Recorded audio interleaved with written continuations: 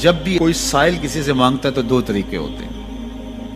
کچھ سائل ایسے ہوتے ہیں جو کوئی بات نہیں کرتے، سیدھا کے ہاتھ پھیلا دیتے ہیں. ایک تو سائل یہ ہے. اور سائل مانگنے والے جو بڑے اچھے طریقے سے مانگنے کا بھی فن جانتے ہیں تو ان کا طریقہ یہ نہیں ہوتا کہ کسی کے آگے جا کے بس ہاتھ پھیلا دے. پہلے وہ اس کی تعریفیں کرتے ہیں، پھر جو ہے وہ اس کی رحم دلی کا ذکر کرتے ہیں، پھر اس کے مال و اسباب جو اس کو دیے گئے ہیں ان کے قصیدے پڑھتے ہیں، پھر اپنی وفاداری کا اظہار کرتے ہیں، پھر جھولی پھیلاتے ہیں. تو یہ دوسرا اور مہذب طریقہ ہے. ایک تو مانگنے والا اپنی ضرورت کو یوں ہی کسی کے سامنے رکھ دے، اور ایک یہ ہے کہ مانگنے والا اپنی ضرورت کو رکھنے سے قبل جس سے مانگ رہا ہے پہلے اس کی تعریف کرے. اب بندے اللہ سے ہدایت مانگنے کے لیے کھڑے ہوئے، پہلے تو وضو کیا، صاف ستھرے ہوئے، کانوں پہ ہاتھ لگائے، اس کے بعد ہاتھ باندھ کے ادب سے کھڑے ہو گئے، اور اب مانگنے لگے تو کیا بولے؟ الحمدللہ رب العالمین. وہ آتے ہیں نا مانگنے والے دروازے پہ تو کہتے ہیں دوبارہ وسدہ روے، فلاں ہو فلاں ہو، وہ تعریفیں کرنے لگ جاتے ہیں. تو یہ مرحلہ ہوتا ہے. ابھی اس نے سوال لب پہ نہیں لایا ہوتا تو گھر والا پہلے بچے کو کہتا ہے جا اتنے پیسے اس کو دے گیا. میاں وہ تو آپ کی تعریفیں کر رہا ہے، مانگ تھوڑا رہا ہے. وہ سمجھتا ہے جو تعریفیں کرنا شروع ہو گیا یہ مانگنے کے لیے تو کر رہا ہے. اللہ اکبر. تو جب بندہ الحمدللہ کہتا ہے رحمتیں اسی وقت برسنا شروع ہو جاتی ہیں. الرحمن الرحیم.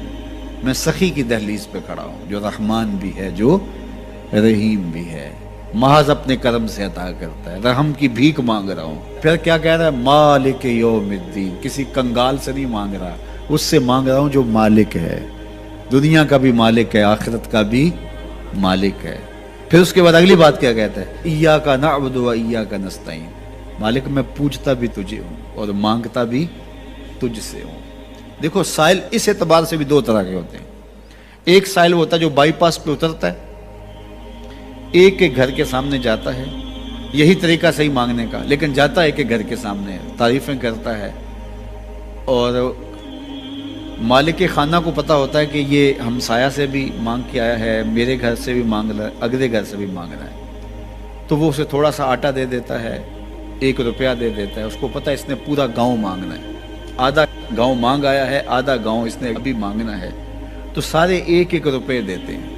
ایک تو سائل وہ ہے جو در در پہ جاتا ہے، اور ایک سائل بائی پاس سے اترا، وہاں سے پل عبور کیا، پھر گلی سے گزرتے ہوئے یہاں آیا، اور یہاں آ کے آپ کے ساتھ اس نے کہا کہ میں کسی در پہ نہیں گیا، آپ کے پاس آیا ہوں، اب آپ نے میری ضرورت پوری کرنی ہے. تو پھر 8 آنے 5 روپے تو نہیں دیے جائیں گے.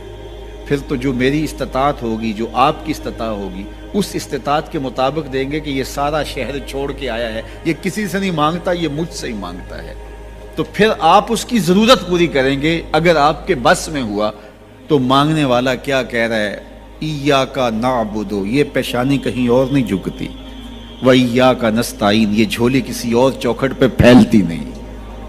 وہ کریم، وہ مالک رب جو تمام جہانوں کا رب ہے، میں اس کی دہلیز پہ کھڑا ہوں اور آیا سیدھا اسی کی دہلیز پہ ہوں. نہ اس سے پہلے کسی در پہ گیا ہوں، نہ اس کے بعد کسی در پہ جانا ہے.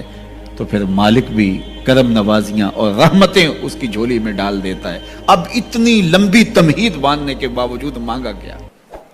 ذرا غور کیجئے. یہ وہ ہے جو ہم ہر روز ہر نماز کی ہر رکعت میں مانگتے ہیں، اور مانگنے کا طریقہ کتنا خوبصورت ہے. اور مانگنے والے یوں ہی مانگا کرتے ہیں. پہلے جس سے مانگنا اس کی تعریفیں کرتے ہیں.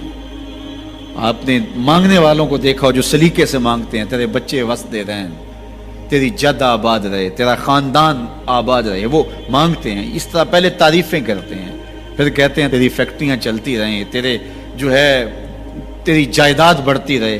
تو وہ اس کے خزانوں کا ذکر کرتے ہیں، اور پھر کہتے ہیں کہ یہ فقیر نمانہ تیری چوکھٹ پہ آیا ہے، اس کی ضرورتیں تو پوری کر دے. اب بندہ بھی اللہ کے حضور جب حاضر ہوتا ہے تو مانگنے کا سلیقہ کیا ہے؟ سب سے پہلے کہتا ہے الحمدللہ رب العالمین. میں کسی کنگال کی چوکھٹ پہ نہیں آیا، تمام جہانوں کے پالن ہار کی چوکھٹ پہ آیا. اسی کی تعریفیں اختیاری بھی غیر اختیاری بھی، واسطے کے ساتھ بھی بلا واسطے کے ساتھ بھی. اسی کی خوبی ہیں، سارے اسی کے کمال ہیں، وصف سارے اسی کے ہیں. پھر اس کے بعد کہتا ہے الرحمن الرحیم، وہ رحمان بھی ہے وہ رحیم بھی ہے۔ پھر اس کے بعد کہتا ہے مالک یوم الدین، وہ دنیا کا ہی مالک نہیں، آخرت کا بھی مالک ہے، یوم حساب کا بھی مالک ہے۔ پھر اس کے بعد اپنی وفاداری جتلاتے ہوئے کہتا ہے ایاک نعبد و ایاک نستعین، مالک سارا جہاں بس رہا ہے، میں نے کسی سے نہیں مانگا، میں نے جھولی تیری چوکھٹ پہ پھیلائی ہے، میری پیشانی تیرے حضور جھکتی ہے، یہ پیشانی کسی اور کے حضور کبھی نہیں جھکی نہ جھکے گی۔ یہ سب عرض کرنے کے بعد پھر مانگتا کیا؟ اہدنا الصراط المستقیم، مالک مجھے سیدھی راہ پہ چلا دے۔ مسجد نبوی کا صحن تھا اور ایک شخص کونے میں بیٹھ کے دعا مانگ رہا ہے، ذرا اس کے دعا کے لفظ سنیے۔ اللہم انی اسألک بانک انت اللہ، اے اللہ میں تجھ سے اس لیے مانگتا ہوں کہ تو میرا اللہ جو ہے۔ ذرا غور کیجئے، میرے والد گرامی فرماتے تھے اگر بیٹا باپ سے کہے کہ ابا جی میں آپ سے اس لیے مانگ رہا ہوں کہ آپ میرے ابو جو ہیں، تو باپ کو اپنا وجود بیچ کے بھی دینا پڑا تو اس کی ڈیمانڈ پوری کرے گا، جو اس نے لفظ ہی ایسا کہہ دیا کہ ابو میں آپ سے اس لیے مانگ رہا ہوں کہ آپ میرے ابو جو ہیں، تو میں نے آپ سے ہی مانگنا ہے۔ تو بندہ کیا کہہ رہا ہے؟ اللہم انی اسألک بانک انت اللہ، اللہ میں تجھ سے اس لیے مانگ رہا ہوں کہ تو میرا اللہ جو ہے، لا الہ الا انت، تیرے علاوہ کوئی ہے بھی تو نہیں، انت الاحد الصمد الذی لم یلد ولم یولد، تو ایک ہی ہے، واحد ہے، اور کوئی ہے ہی نہیں جس در پہ جاؤں، کوئی چوکھٹ نہیں ہے جہاں دامن پساروں، کوئی دہلیز ہی نہیں ہے جہاں جھولی پھیلاؤں، تو بے نیاز ہے اور تجھے نہ کسی نے جنم دیا اور نہ تو نے کسی کو جنم دیا۔ مالک میں تیرے حضور دعا کر رہا ہوں۔ یہ وہ دعا کر رہا تھا کہ میرے حضور نے سن لی۔ تو ایک صحابی کو فرمایا کہ یہ جو دعا کر رہا ہے اب جو مانگے گا اللہ عطا کرے گا، اس نے مانگا ہی اس ڈھب سے ہے، اس ڈھب سے ہے۔ ایک دعا اور سن لیجئے جو سیدنا علی المرتضیٰ رضی اللہ تعالی عنہ رب سے مانگتے ہیں۔ اللہ اکبر، مجھے تو آج سارا دن اس دعا نے نحال کیے رکھا۔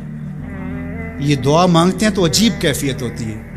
یا سریع الرضا اغفر لمن لا یملک الا الدعاء، اے جلدی راضی ہو جانے والے، چھیتی مان جانے والے، اغفر لمن لا یملک الا الدعاء، اسے معاف کر دے جس کے پاس دعا کے علاوہ سہارا ہی کوئی نہیں، جس کے پاس دعا کے علاوہ کچھ ہے ہی نہیں جو پیش کر سکے۔ التجا ہی کر سکتا ہے، ترلا ہی کر سکتا ہے، منت ہی کر سکتا ہے، منتوں اور ترلوں کے علاوہ جس کے پاس کچھ نہیں ہے، اے جلدی مان جانے والے اس کی مغفرت کر دے، اس کو بخش دے۔ اللہ اکبر۔ تو وہ کریم ہے، وہ کہتا ہے میرے در پہ آؤ تو صحیح، کوئی جھولی پھیلاؤ تو صحیح، ہم تو مائل بکرم ہیں، کوئی سائل ہی نہیں، راہ دکھلائیں کسے رہ رب منزل ہی نہیں، کوئی آئے تو صحیح، جھولی پھیلائے تو صحیح، کوئی طلب تو کرے۔ دنیا والوں سے مانگیں تو ناراض ہوتے ہیں، اللہ سے نہ مانگیں تو ناراض ہوتا ہے۔ اللہ کہتا ہے مجھ سے نہ مانگو گے تو پھر کس در پہ جاؤ گے؟ قل ما یعبؤ بکم ربی لولا دعاؤکم، اگر تم نہیں مانگو گے تو پھر وہ بھی پرواہ نہیں کرے گا، تم مانگتے رہو گے، جھولی پھیلاتے رہو گے، وہ اپنی رحمتیں تمہارے دامن میں ڈالتا رہے گا، اس کے خزانوں میں کوئی کمی نہیں آتی، ہر بندے کو اس کی ڈیمانڈ کے مطابق، چاہت کے مطابق، طلب کے مطابق، آرزو اور تمنا کے مطابق دے دے، اس کے خزانوں میں پھر بھی کوئی کمی نہیں آتی۔ تو اسی سے مانگیں۔ اللہ سے راز و نیاز کی باتیں، جو باتیں بندہ کسی سے نہیں کر سکتا وہ اپنے رب سے ڈائریکٹ کرتا ہے، اپنے دل کے سارے دکھڑے اپنے رب کی دہلیز پہ رکھتا ہے اور اپنی ساری ضرورتیں مالک کی چوکھٹ پہ رکھ دیتا ہے، اور اس سے مانگتے ہوئے بندے کو شرم نہیں آتی، حیا نہیں آتا، بلکہ اس سے مانگتے ہوئے فخر محسوس ہو رہا ہوتا ہے کہ میں اپنے رب سے مانگ رہا ہوں۔ کسی اور سے مانگیں تو جھجک لگتی ہے، لیکن مالک سے مانگیں تو اپنائیت کا احساس ہوتا ہے کہ میں اس سے مانگ رہا ہوں، اس لیے کہ وہ ہمارا رب لگتا ہے، ہمارا اس سے ربط کتنا گہرا ہے۔ دعا خود عبادت ہے، جب تمہاری ضرورتوں کا کفیل وہ ہے تو پھر اس سے نہیں مانگیں گے تو کس سے مانگیں گے؟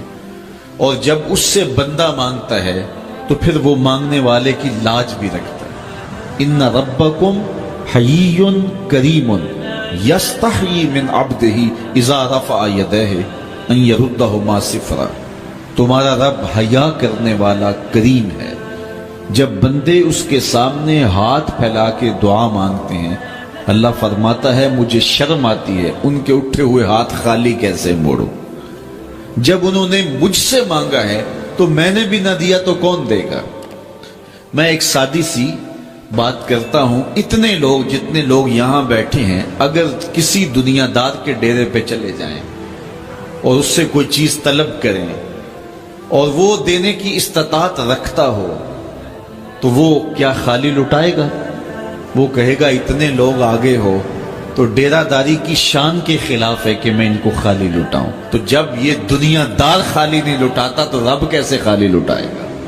جب بندے اس کی دہلیز پہ چل کے آ جائیں تو وہ بندوں کی ضرورتوں کا کفیل ہے اور ان کے ہر درد کو جانتا ہے اور ان کی ضرورتوں کو پورا کرتا ہے۔ علماء نے کہا دعا ہر صورت قبول ہوتی ہے، یا تو یہ ہے کہ فوراً قبول ہو جاتی ہے، جو مانگا فوراً مل گیا، اور کبھی ایسا ہوتا ہے کہ فوراً نہیں ملتا، حکمت ہوتی ہے اور فوری دینا مناسب نہیں ہوتا تو اس کو فوری نہیں دیا جاتا، لیکن دعا بعد میں کچھ عرصے کے بعد اس کی ڈیمانڈ پوری کر دی جاتی ہے۔ اور کبھی ایسا ہوتا ہے نہ فوری دیا جاتا ہے نہ بدیر دیا جاتا ہے، اس دعا کو ذخیرہ کر لیا جاتا ہے اور حشر کے دن اس کا بدلہ دیا جائے گا۔ اور روایت میں آتا ہے حشر کے دن جب ان دعاؤں کا بدلہ دیا جائے گا جن کا بدلہ دنیا میں نہیں ملا تھا تو لوگ آرزو کریں گے کاش کہ دنیا میں کوئی دعا قبول ہی نہ ہوئی ہوتی، سارے صلے آخرت میں ملتے۔ اللہ اکبر۔ کبھی ایسا ہوتا ہے جو مانگا جاتا ہے وہ نہیں دیا جاتا، اس کے بدلے میں کچھ اور چیز دے دی جاتی ہے جو اس کی ضرورت ہوتی ہے اور جو اس کے لیے مناسب ہوتی ہے۔ وہ کچھ اور مانگ رہا ہوتا ہے لیکن اللہ اپنی حکمت کے تحت اسے کچھ اور عطا کر دیتا ہے۔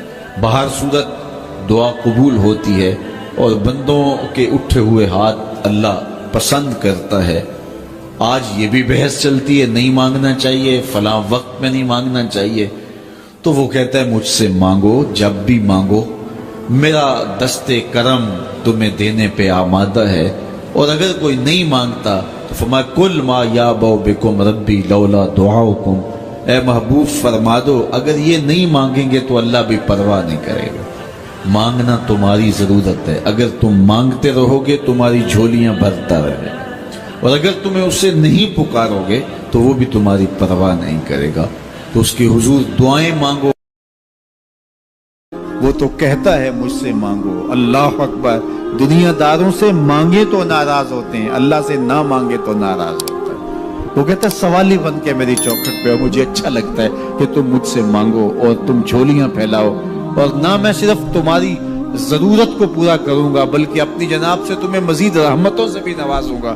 تمہارے اٹھے ہوئے ہاتھوں کی میں لاج رکھوں گا، تم طلب تو کر کے دیکھو۔ لازمی نہیں ہے کہ تمہیں مانگنے کا بڑا سلیقہ آتا ہو میں پھر دوں گا، شکستہ اور ٹوٹے پھوٹے لفظوں سے مانگو پھر بھی جھولی بھر دوں گا۔ وہ کریم ہے، اس سے مانگو تو صحیح، ہاتھ تو پھیلاؤ۔ جس زبان میں مانگنا آتا ہے مانگو، عربی میں مانگو، ہندی میں مانگو، سندھی میں مانگو، پنجابی میں مانگو، نظم میں مانگو، نثر میں مانگو، اقبال کے لہجے میں مانگو، رومی کی طرز پہ مانگو، سادی کے انداز میں مانگو۔ نہیں مانگنا آتا خالی ہاتھ پھیلا دو، وہ بند لبوں کی بولیاں بھی سنتا ہے۔ آؤ تو صحیح اس کی چوکھٹ پہ، جھولی تو پھیلاؤ۔ زلیخا بت کے آگے ہاتھ جوڑے کھڑی تھی، کیا کہتی تھی؟ یا صنمی یا صنمی، اے میرے بت مجھے بچھڑا ہوا یوسف ملا دے۔ اس کا اعتقاد تھا کہ یہ مجھے دیتا ہے، اور وہ ہاتھ جوڑے کھڑی تھی، لیکن وہ پتھر کا مادو بلا اس کی کیسے فریاد سنتا۔ لیکن وہ روزانہ کھڑی ہو جاتی تھی، دعائیں مانگتی تھی، یا صنمی اے میرے بت مجھے بچھڑا ہوا یوسف ملا دے۔ زندگی گزرتی گئی، لیل و نہار کروٹیں کھاتے گئے، عمر ڈھلنے لگی، چہرے پہ جھریاں ابھرنے لگی۔ وہ روزانہ سر شام ہاتھ جوڑتی اور بیٹھ جاتی، لیکن کوئی جواب نہ آتا۔ ایک دن رات کا پچھلا پہر تھا، یا صنمی کا وظیفہ چل رہا تھا، نیند کا جھٹکا آیا، زبان بل کھا کے کہا یا سمادی یا سمادی۔ آواز آئی جبریل جا یوسف کے گھوڑے کا رخ موڑ دے، بچھڑی ہوئی کو یوسف ملا دے۔ مالک اس نے تجھے تو نہیں پکارا، یہ تو بت کو پکار رہی ہے۔ وہ تو زبان بل کھا گئی اور یا صنمی کے بجائے یا سمادی کے لفظ آگے کہا جانتا ہوں، لیکن اتنا عرصہ ہوا بت کو پکارتے ہوئے اس نے کوئی جواب نہیں دیا۔ آج اس کے لبوں پہ میرا نام تو آیا ہے، جیسے بھی آیا ہے، اگر میں نے بھی نہ دیا میرے اور بت میں فرق کیا ہوا؟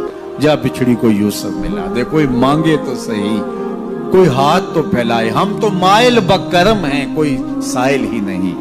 ہم تو مائل بکرم ہیں, کوئی سائل ہی نہیں. راہ دکھلائیں کسے, راہ رب منزل ہی نہیں. جلوائے طور تو موجود ہے, کوئی موسیٰ ہی نہیں. کوئی ہاتھ تو پھیلائے, کوئی جھولی تو پھیلائے, کوئی مانگے تو صحیح. دنیا والوں سے مانگے تو ناراض ہوتے ہیں, اللہ سے نہ مانگے تو ناراض ہوتے ہیں. دنیا والوں سے مانگنا ہو تو وقت دیکھنا پڑتا ہے. اب تو صاحب سو رہے ہوں گے, اب تو ناشتے کا وقت ہے, اب تو دفتر کی مصروفیت کا وقت ہے, فراغت کے لمحے ہوں گے تو بات کریں گے. تو کسی دنیا دار سے بات کرنا ہوتا ہے تو وقت دیکھنا پڑتا ہے. لیکن رب سے جب مرضی بات کرو, در رحمت کھلا ہوا پاؤ گے. لا تاخذہ سنۃ ولا نوم, نیند کیا اسے اونگ بھی نہیں آتی.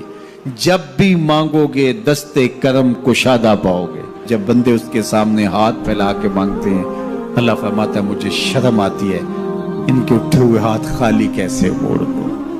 تو ہم بھی اللہ کے حضور دعائیں کرتے ہیں. اگر کسی کو وہاں جانا نصیب ہو تو وہ تو قبولیت کے بہترین لمحے ہیں, اور اگر نصیب نہیں بھی ہوتا تو 9 ذی الحج کو ہم یہیں کھڑے ہو کے کہتے ہیں مالک وہاں تو آ نہیں سکے, یہاں تو کھڑے ہیں, میرے مالک تو کرم فرما دے اور ہمارے صغائر کبائر سارے معاف فرما دے.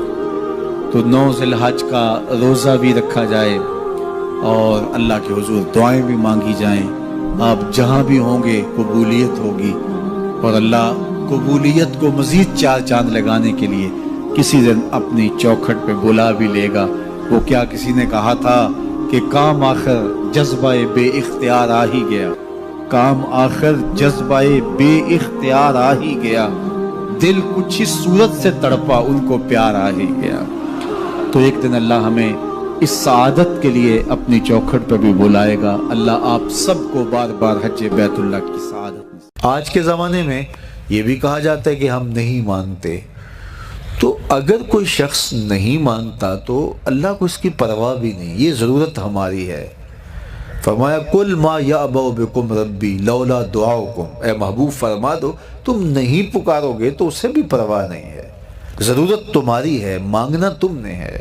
تو جب تم نہیں مانگو گے, متکبر ہوتے ہو, اس سے مانگنے سے بھی تمہیں حیا آتی ہے, تو پھر وہ بھی پرواہ نہیں کرے گا. لیکن اگر تم مانگتے رہو گے تو وہ تمہاری جھولیاں بھرتا رہے گا, اور اس سے جب بھی مانگو اس کا در رحمت کھلا ہوا پاؤ گے. جس بھی لہجے میں مانگو وہ دینے پہ آمادہ ہوگا. دنیا والوں سے مانگنا ہوتا ہے تو دیکھنا پڑتا ہے کہ کس وقت مانگیں, موڈ کس وقت درست ہوگا. لیکن اللہ سے جب بھی مانگیں, صبح کو مانگیں, شام کو مانگیں, دوپہر کو مانگیں, پچھلے پہر دامن پھیلا کے بیٹھ جائیں. پھر دنیا داروں سے مانگنا ہو تو ان کی زبان میں مانگنا پڑتا ہے. اللہ سے اردو میں مانگیں, عربی میں مانگیں, ہندی میں مانگیں, سندھی میں مانگیں, نظم میں مانگیں, نثر میں مانگیں, اقبال کے لہجے میں مانگیں, سعدی کے انداز میں مانگیں, رومی کی طرز پہ مانگیں. نہیں مانگنا آتا خالی ہاتھ پھیلا دیں, وہ بند لبوں کی بولیاں بھی سنتا ہے. مانگے تو صحیح, دستے طلب تو دراز کریں, وہ کریم ہے. جب اس کے سامنے بندے ہاتھ پھیلا کے دعا مانگتے ہیں وہ خالی نہیں موڑتا. ان ربکم حیی کریم یستحیی من عبدہ اذا رفع یدیہ الیہ ان یردہما صفرا. تمہارا رب حیا کرنے والا, زندہ, سخی اور کریم ہے. کہا بندے جب اس کے سامنے ہاتھ پھیلا کے دعا مانگتے ہیں تو مجھے شرم آتی ہے, میں خالی ہاتھ کیسے موڑ دوں. جب انہوں نے مانگا ہی مجھ سے ہے تو میں نے بھی نہ دیا تو پھر کس در پہ جائیں گے. میں آپ سے کہتا ہوں جتنے لوگ آپ بیٹھے ہوئے ہیں, اتنے لوگ اٹھ کے کسی دنیا دار کے ڈیرے پہ چلے جائیں اور اس سے ایسی چیز مانگے جس کو دینا اس کے بس میں ہو, تو مجھے بتائیے وہ آپ کو خالی موڑ دے گا؟ وہ کہے گا ڈیرہ داری کی شان کے خلاف ہے کہ اتنے لوگ میرے دروازے پہ آ گئے ہیں اور میں ان کو خالی موڑ دوں. جب کسی دنیا دار کے در پہ اتنے لوگ جمع ہو کے چلے جائیں تو وہ بھی حیا کرتا ہے کہ اتنے لوگوں کو کیسے خالی موڑوں, میں ایک ڈیرہ دار شخص ہوں, کیا کہیں گے. اسے حیا آتی ہے اتنے لوگوں کو خالی موڑتے ہوئے.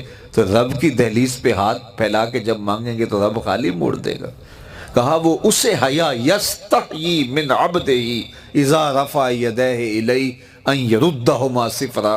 جب تم ہاتھ پھیلا کے اس سے مانگتے ہو, اللہ فرماتا ہے مجھے شرم آتی ہے, مجھے حیا آتی ہے کہ تمہارے اٹھے ہوئے ہاتھوں کو خالی موڑ دوں. اس لیے کہ اگر میں بھی نہ دیا تو کس در پہ جاؤ گے, کس چوکھٹ پہ جاؤ گے. تو اس سے تو مانگو. اپنے لیے بھی مانگو، اپنوں کے لیے بھی مانگو، بیگانوں کے لیے بھی مانگو، شام سپیرے دوپہر مانگو، مانگ لیا ہے پھر مانگو۔ دنیا داروں سے ایک دفعہ مانگ لیا جائے تو پھر دوسری مرتبہ مانگتے ہوئے ہم وقفہ ڈالتے ہیں، یار یہ ادھار بھی مانگا ہو تو کہتے ہیں یار اب کچھ سال کے بعد کہیں گے، وہ کہیں گے روز ہی یہ مانگ لیتا ہے، اس کی ضرورتیں پوری نہیں ہوتی۔ لیکن اللہ سے مانگا، ابھی کھڑے تھے اہدنا الصراط المستقیم، اللہ سیدھی راہوں پہ گامزن رکھنا، یہ مانگ رہے تھے ہاتھ باندھ کے۔ پھر تشہد میں بیٹھے تو پھر مانگنے بیٹھ کے ربنا اغفر لی ولوالدی وللمؤمنین یوم یقوم الحساب، مجھے بھی بخش دے، میرے ماں باپ کی بھی مغفرت کر دے، قیامت تک آنے والے اہل ایمان کی مغفرت کر دے۔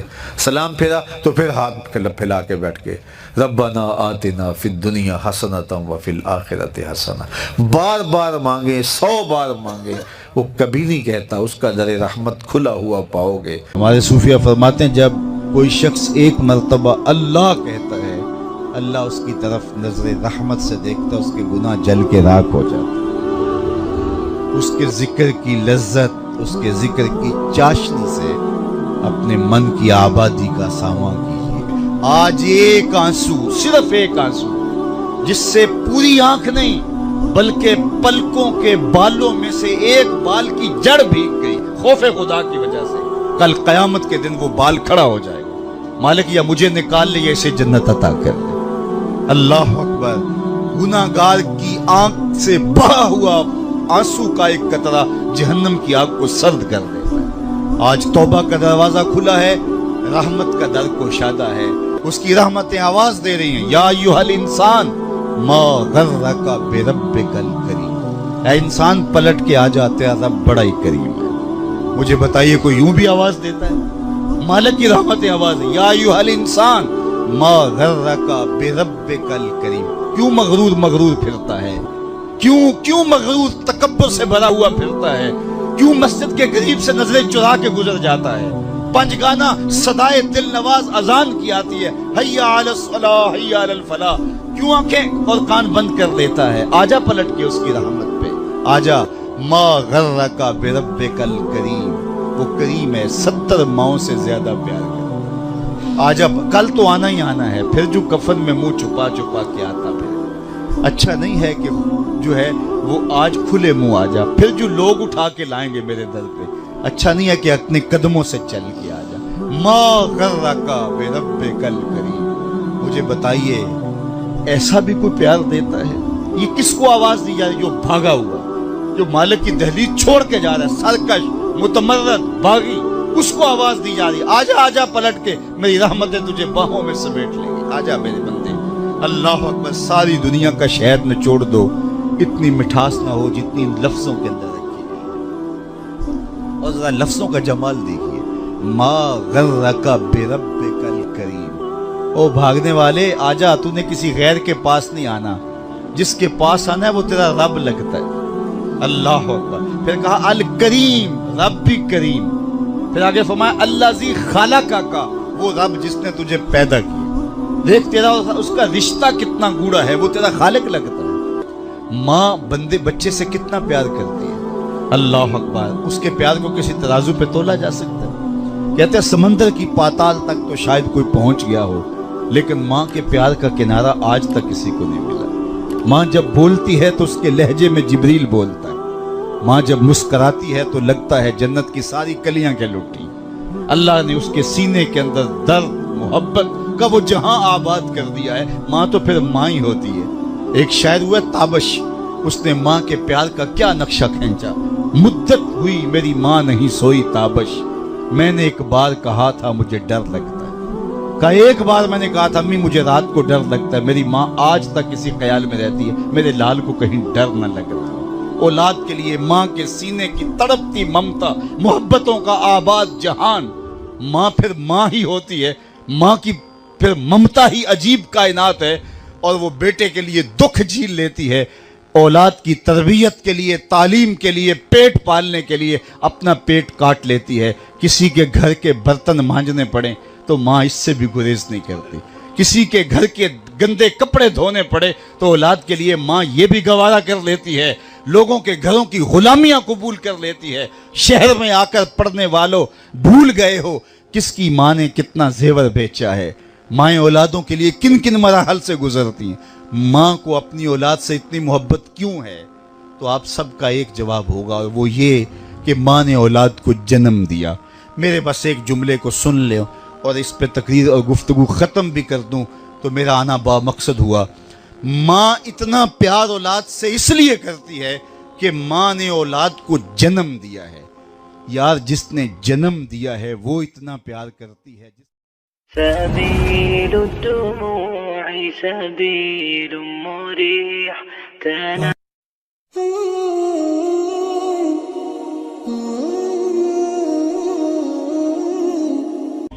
ارشاد فرمایا جو اللہ سے ڈرے اللہ اس کے لیے راستے کھول دیتا ہے، اور اللہ اس کو وہاں سے دیتا ہے جہاں سے اسے گمان بھی نہیں ہوتا۔ وَمَن يَتَوَكَّلْ عَلَى اللَّهِ فَهُوَ حَسْبُهُ، اور جو اللہ پر بھروسہ کرے اللہ اس کے لیے کافی ہو جاتا ہے، اس کی ضروریات کا وہ خود کفیل ہوتا ہے، اور اس کے کام اس کے ذمہ کرم پہ ہوتے ہیں، تو ہو کے دیکھے اس کا۔ تو جو اللہ سے ڈرے اللہ اس کے لیے راستے بناتا ہے۔ حضرت عوف بن مالک رضی اللہ تعالی عنہ الاشجعی حضور کی خدمت میں حاضر ہوئے اور عرض گزار ہوئے کہ میرا بیٹا سالم مشرکین کی قید میں ہے اور میں فاقوں کی حالت میں ہوں۔ تو فرمایا آل محمد کے پاس ایک سیر جو ہیں، بس اس کے علاوہ ہمارے پاس بھی کھانے کے لیے دنیاوی اسباب نہیں ہیں۔ کہا صبر کرو اور اللہ سے ڈرو، اور لا حول ولا قوت الا باللہ کثرت کے ساتھ پڑھو۔ یہ ایسا وظیفہ ہے، ایک حدیث پاک میں آتا ہے کہ یہ 99 بیماریوں کا علاج ہے، اس میں سب سے کم درجے کی بیماری ہم اور غم ہے۔ یہ دکھوں کا مداوع ہے، مشکلات کا علاج ہے، اور یہ وظیفہ میرے حضور نے بتایا۔ حضرت ابو ذر غفاری رضی اللہ تعالیٰ عنہ کو حضور نے 5 چیزیں بتائی تھی، ان میں سے 5ویں چیز یہ تھی کہ ابو ذر کثرت کے ساتھ لا حول ولا قوت الا باللہ پڑھا کرو۔ فرمایا عرش الہی کے نیچے ایک خاص خزانہ ہے، یہ وظیفہ وہاں سے آیا ہے۔ یہ زندگی میں معمول بنا لو، جب پھنس جاؤ مشکلات میں آ جاؤ تو لا حول ولا قوت الا باللہ پڑھو، اللہ راستے کھولے گا۔ تو حضور نے 3 چیزیں فرمائی، اللہ سے ڈرو، صبر کرو، اور کثرت کے ساتھ لا حول ولا قوت الا باللہ پڑھو۔ وہ فرماتے ہیں کہ میں یہ عمل شروع کیا، ابھی گھر میں بیٹھا ہی تھا کہ دروازے پہ دستک ہوئی، تو میں اٹھا کہ دروازہ کھولوں دیکھوں کہ کون ہے۔ تو دروازہ کھولا، دیکھا میرا بیٹا کھڑا ہے اور اس کے پیچھے 100 اونٹ کھڑے ہیں۔ تو میں نے کہا کہ تم اور یہ اونٹ؟ کہا مجھے موقع لگ گیا، میں ان کی قید سے بھاگ آیا اور آتے آتے ان کے 100 اونٹ بھی ہانک لایا ہوں۔ وَيَرْزُقْهُ مِنْ حَيْثُ لَا يَحْتَسِبُ، وہ تمہیں وہاں سے رزق دے گا جہاں سے تمہیں گمان بھی نہیں۔ اس کے ہو کے تو دیکھو، اللہ اکبر، اللہ کے ہو جاؤ تو پھر وہ تمہاری ضرورتوں کا کفیل ہو جائے۔ فرمایا حضرت عبداللہ ابن مسعود رضی اللہ تعالیٰ عنہ نے کہ کسی شخص کو فقر و فاقہ آ جائے تو وہ لوگوں کو بتائے کہ میں آج کل بڑے مشکل حالات میں ہوں، ہر وقت لوگوں کو بتاتا رہے تو اس کی مشکل بڑھے گی، اس کی مشکلیں آسان نہیں ہوں گی اس طرح۔ اور اگر وہ اپنی اس مشکل کو کسی سے شیئر نہ کرے بلکہ مصلی بچھا کے اپنے رب سے کہے کہ مالک فقر و فاقہ آ گیا ہے اور اس کا علاج تیرے پاس ہے، اس مرض کا مداوع تیرے پاس ہے۔ حضرت عبداللہ ابن مسعود فرماتے ہیں کہ رسول کریم نے فرمایا جلد یا بدیر اللہ اس کو مالا مال فرما دے۔ یہ بھی کبھی کر کے دیکھو، مشکل آ جائے، فاقہ آ جائے، مصیبت آ جائے، کسی سے نہ کہو، صرف اپنے رب سے کہو، پھر دیکھنا اس کی کرم نوازیوں کا می کیسے برستا۔ فرمایا اللہ پر بھروسہ کرنے کا جو حق ہے اگر وہ تم ادا کر دو، وہ تمہیں ایسے رزق عطا کرے جیسے پرندوں کو عطا کرتا۔ ہم تو دکان پہ جانا ہوتا ہے، فیکٹری میں جانا ہوتا ہے، ہم اپنے کاروبار پہ جانا ہوتا ہے، نوکری پہ جانا ہوتا ہے، مزدوری پہ جانا ہوتا ہے، ہمیں پتہ ہے کہاں آج صبح جانا ہے، لیکن پرندوں کو کوئی پتہ نہیں ہوتا کہاں جانا ہے، راس المال بھی نہیں ہوتا، لیکن صبح نکلتے ہیں، شام کو کبھی بھی خالی پیٹ نہیں آئے۔ بن توکل پنچھی اڑ دے، خرچ نہ پلے زیرا ہو۔ گھر سے خالی پیٹ نکلتے ہیں जब वापस आते हैं तो पेट भरे हुए होते हैं, और फिर जो उनकी जरूरत होती है अल्लाह वो सारी जरूरतें पूरी करता है, जो जो जरूरत उनकी होती है। ये शेर कितना गोश्त खाता है, अल्लाह रोज उसे देता है। ये हंस रोजाना सुच्चे मोती खाते हैं, और आप मार्केट में लेने जाएं, लाखों रुपए लगा के तोले माशे के हिसाब से आप खरीदते हैं, फिर भी आपको यकीन नहीं होता कि ये सुच्चे हैं या 2 नंबर है। और हंस दुनिया पे करोड़ों जानवर पाए जाते हैं, रोज खाते हैं, सुबह भी, शाम भी, दोपहर भी, पेट भर के खाते हैं, अल्लाह रोज उन्हें अता करे। कहा उस पे भरोसा तो करके देखो, वो तुम्हारी जरूरतों का कफील होगा। उस पे भरोसा करोगे वो तुम्हें वहां से देगा जहां तुझे गुमान भी नहीं होगा।